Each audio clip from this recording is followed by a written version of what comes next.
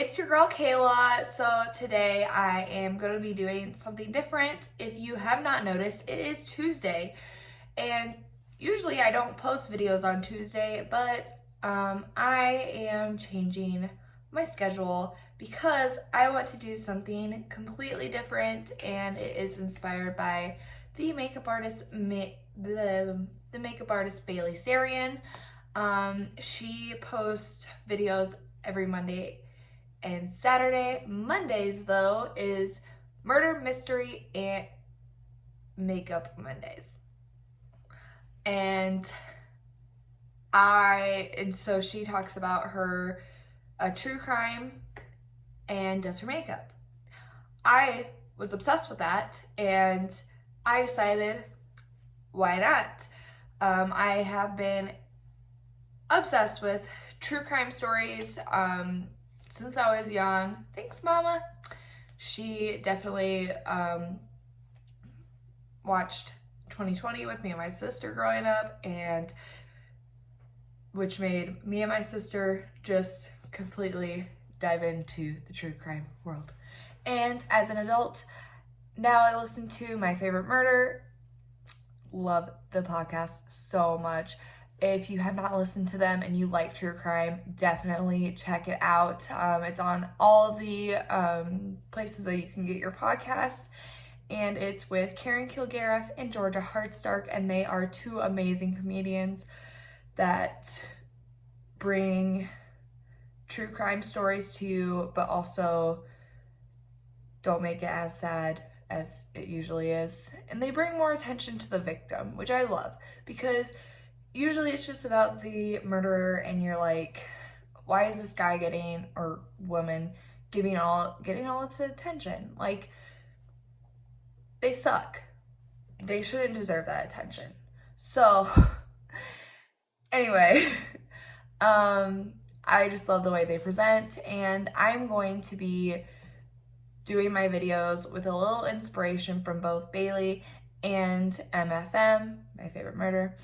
And so I'm going to be bringing you a video every Tuesday about a true crime video, about a true crime that I am interested in or have heard about or just really wanted to bring attention to.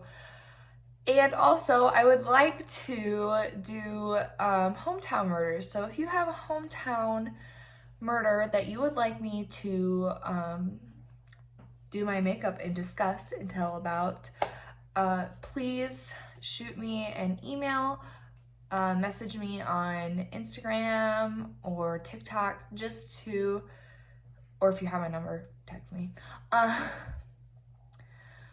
I'll list my email below. It is also on my channel. If you go to my channel and contact me, it'll be on there. Yeah, so let's get started today. Let's get started.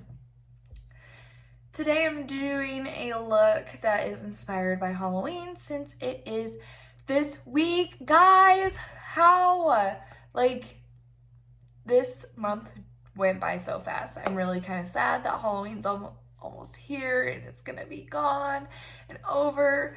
I love Halloween. It's one of my favorite times of the year and favorite holidays. If you're wondering, yes, I did color my hair. I talked about it in my last video. I just was really feeling green. I really wanted some green in there. I've never done green. I've done purples, pinks, the normal ones that people usually go to. But I just really was excited. I saw this green color and I was like, yeah, let's do that. Okay, so the story we're going to talk about today is the story of Mary Vincent.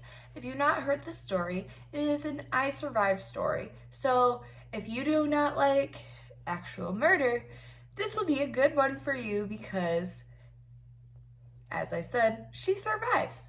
So, but it's a wild one. Let me warn you. Okay, so kind of excited to do this. If you want to know what products I am using, I will list them below. So, and I'm just going to start with my face. On September 29th in 1978, Mary Vincent ran away from home and was hitchhiking. And so her parents were going through a divorce, and she was just being a normal teenager, angry at the world, and decided to, run away. Well, she's heading towards the LA area, and she sees this guy that pulls over, and his name is Lawrence Singleton. And he just looks like the normal grandpa that, really nice guy, got a beard, looks harmless. And so she's like, okay. And he's like, I have a daughter your age. Hop on in. Little did she know, they did not have a good relationship. So Mary gets in the vehicle. They're driving. And Lawrence is like, I'll take you to Interstate 5. And she's like, that's great. That will get me where I need to go. And so they pass Interstate 5. Well, Mary calls him out. She's like, hey, you passed where you need to go. He's like, oh, just an honest mistake. Well, not an honest mistake. So he turns around and was like, you know what? I really have to use the restroom, and I don't think I'm going to make it to a gas station. We're just going to pull over. She's like, all right, I need to get some fresh air anyway. So she gets out of the vehicle, and so does he. She's just, enjoying herself, thinking everything's going to be okay. Well, little did she know, Mr. Singleton decides to go right up behind her and hit her with a hammer. Knocks her out and continues to rape and torture her.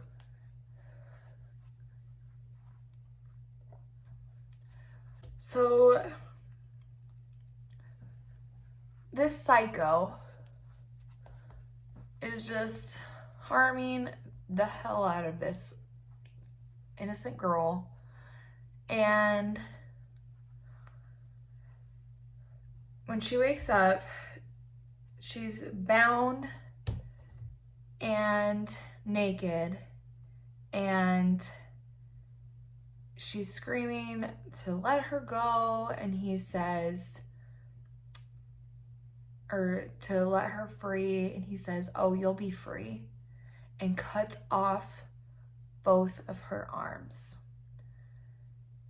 And I read in one article that he literally had to fling her arm off him because she was trying to fight back and hold on. I don't know if that's true, but I only read it in one article, so yeah. But anyway, I just think that's crazy. So this girl is bleeding profusely out of her arm. Both of her arms are cut off right below the elbow.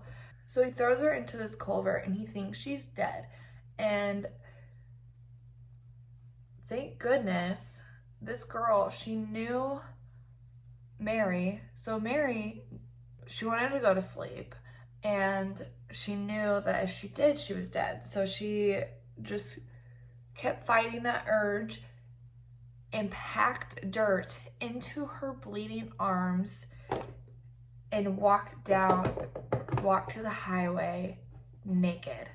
So Mary's walking down this highway trying to get everybody to stop, covered in blood, naked, mind you, missing both of her arms.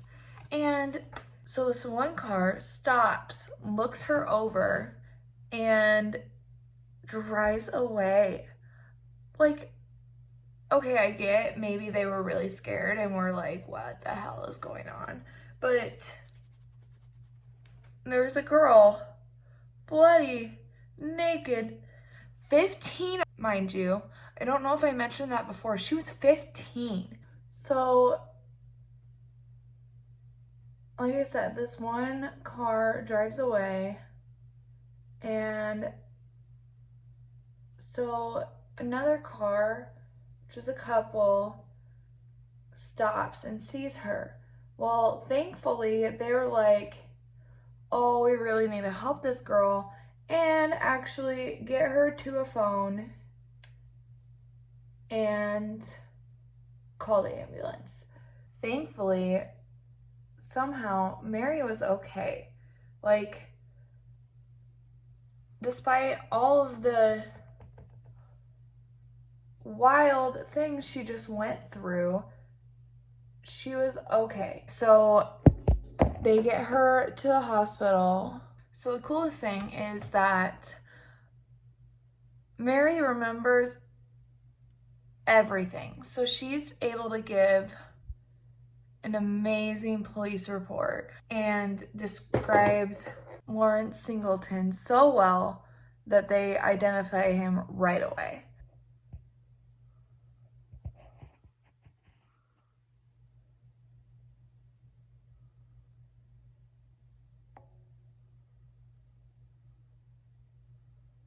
So he's arrested, and at the court hearing, she testifies against him.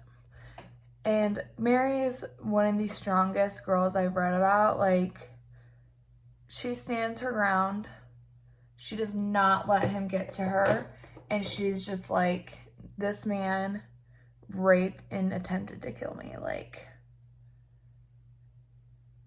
and all he kept saying was that she was a prostitute, that she was a $10 whore, and all these terrible things. So he's arrested, but he's only arrested for attempted murder, which isn't very long in California.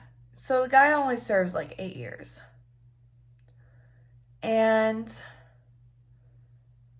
which was terrifying for Mary, because in the court hearing, he said he will finish the job if it takes the rest of his life. That's terrifying. Like, this is why I hate the penal system so much. Like, the fact that yes, he didn't kill her, but he tried to. Like, thankfully he wasn't successful, because then she could come forward about it. Otherwise, he would have just been a free man walking around, you know?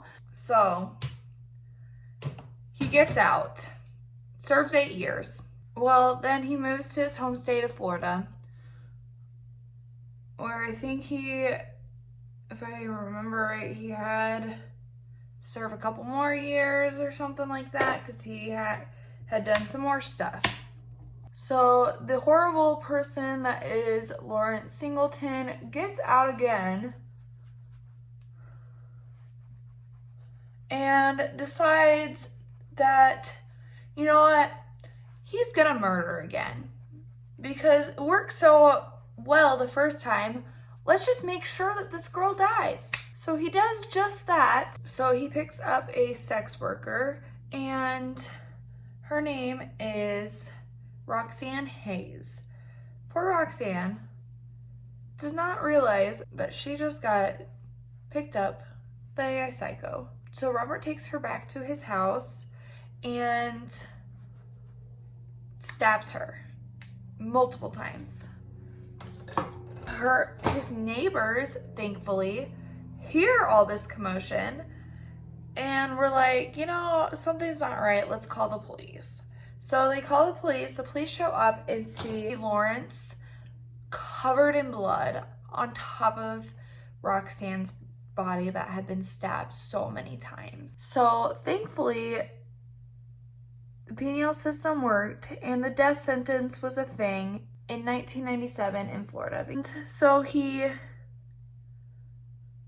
dies in 2001, and Mary lives a pretty normal life. If you want to watch the I Survived story, it is season 3, episode 1. And I highly suggest it, because it's really moving. And Karen covers this story in My Favorite Murder, and that's the first time I heard about it, because I didn't really watch a lot of I Survived. I don't know. It just wasn't really my show that I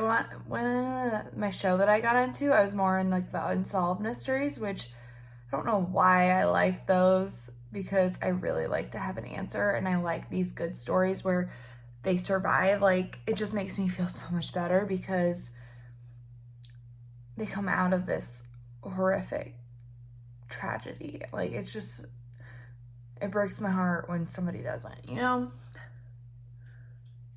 And so she lives a pretty normal life. She gets prosthetic. She testified against Lawrence Singleton again for Roxanne Hayes' murder. So there you have it. That is the story of Mary Taylor. Nobody cares about who Lawrence Singleton is because he is a monster, and we don't care about monsters. We only care about the strong victims. That is my motto here on my channel. So thank you guys for watching my mismatched, totally doesn't match my outfit, but I don't care because this is all about my makeup today, and I'm really loving this Halloween look, and I probably should have worn an orange shirt, but instead I'm wearing this yellow cardigan or this yellow kimono that does not match my makeup. Oh well. So thank you guys for watching. I really hope you enjoyed this video. Please subscribe, share with your friends, and let me know if you have any hometown EMS or any other stories that you'd like me to share. Super excited about this theme that I will be doing on Tuesdays, and I hope you guys enjoyed it too. Thank you guys. See you next time.